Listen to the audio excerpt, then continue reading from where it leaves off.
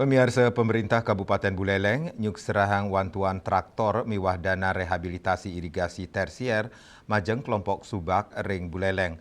Wantuan ucap pinaka bukti untuk nyokong produktivitas pertanian tur ngukuhang kemandirian pangan daerah.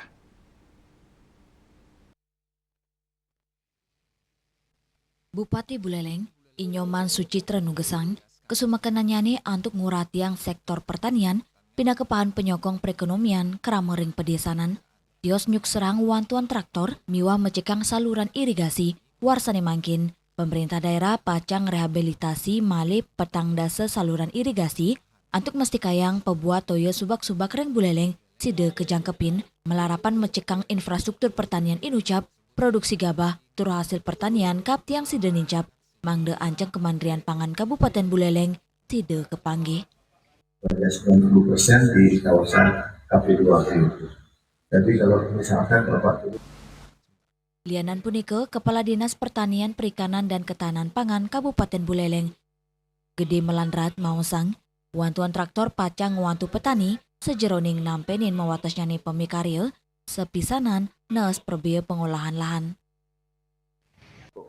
Para subak sawah yang ada di Kabupaten Buleleng dan juga ada 10 kelompok subak juga dibantu untuk rehab drainase irigasi di tersier. Tersier itu adalah daerah di mana kawasannya sudah di tempat budidaya tanaman padi. Nah, tentu bantuan ini sangat berarti bagi masyarakat, khususnya para petani di sawah.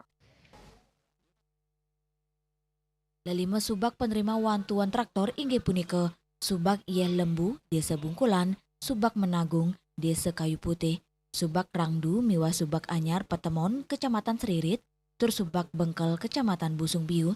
Lianan punike, pemerintah pacang ngelokasi yang program pemeliharaan jaringan irigasi tersier antuk dasa unit nganggen anggaran 1 juta rupiah sewilang genah.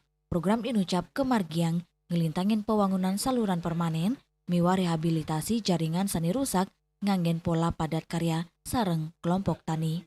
Yasir Yuli, Bali TV.